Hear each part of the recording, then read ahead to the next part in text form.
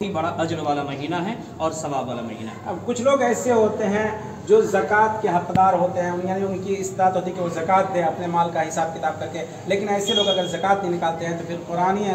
कुरान और हदीस की रोशनी में क्या कुछ उन लोगों के लिए वही दे। सबसे पहले तो हम दुनिया वालों को एक सबक देना चाहेंगे कि इस महीना में दूर दराज से मदारिस के बड़े बड़े असातिज़ा किराम, कोई मुहद्दिस होते हैं, कोई मुफस्सिर होते हैं, जो काल अल्लाह और काल रसूल का दर्स मदरसा में देते होते हैं। और रमज़ान मुबारक में उनका जब रुख बनता है कि बीरपुर जाना चाहिए और किसी का रुख सहरसा का बनता है, किसी का दीगर जगह बनता है, तो वो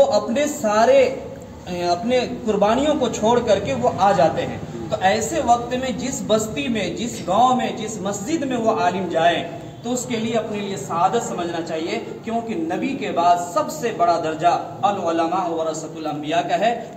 उलमा का दर्जा है। तो उलमा की इज्जत करना चाहिए। और जब अल्लाह ताला रमज़ान के इस्तकबाल में पूरे साल जन्नत को आरास्ता करते हैं रोज़ेदारों के लिए, तो कम से कम हमारे मुसलमान भाइयों को एक दिन अपने घर को साफ सुथरा करना चाहिए कि हमारे घर में कोई आलिम आकर के रहेंगे, हम उनको बच्चों से मिलवाएंगे, अपने घर वालों के लिए कुछ नसीहत की दरख्वास्त करेंगे और उनको कुछ खिलाएंगे पिलाएंगे, उनकी इज्जत करेंगे। तो इस तरह से उनकी इज्जत करनी चाहिए। और फिर यह है कि जो आदमी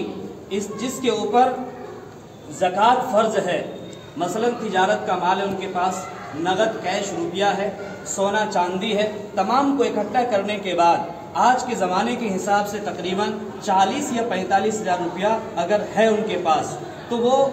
साहिब निसाब का मालिक हो जाता है। अगर ज़कात वो निकाल देता है तो पूरे साल उनकी भी अल्लाह हिफाजत फरमाते हैं, उनके माल की भी हिफाजत करते हैं और उनका माल दिन ब दिन बढ़ता चला जाता है। अल्लाह ताला ऐसा निज़ाम कायम कर देते हैं कि दुनिया की सारी ज़रूरतें उनके पास सिमट के आ जाती हैं। वो अगर नहीं करता है तो अल्लाह उनके काम को फैला देते हैं, दर दर की ठोकरें खाते रहते हैं, ना उनकी हवस पूरी होती, ना उनका शौक मिटता है। और जो आदमी ज़कात नहीं निकालता तो यौम यकनिज़ून अज़्ज़हब वल फ़िज़्ज़ा वला युनफ़िक़ूना फ़ी सबीलिल्लाहि फ़बश्शिरहुम बिअज़ाबिन अलीम यौम युहमा अलैहा फ़ी नारि जहन्नम फतुक्वा बिहा जिबाहुहुम व जुनूबुहुम व ज़ुहूरुहुम हाज़ा मा कनज़्तुम लिअन्फ़ुसिकुम फ़ज़ूक़ू मा कुन्तुम तकनिज़ून। अल्लाह ताला ने फरमाया कि जो माल को जमा कर करके रखते हैं, सोना चांदी को जमा कर करके रखते हैं और उसको अल्लाह के रास्ते में नहीं निकालते, तो उनको अज़ाब अलीम की खुशखबरी सुना दीजिए। और फिर अल्लाह ताला ने फरमाया कि उनको क़यामत के दिन उसी पैसे को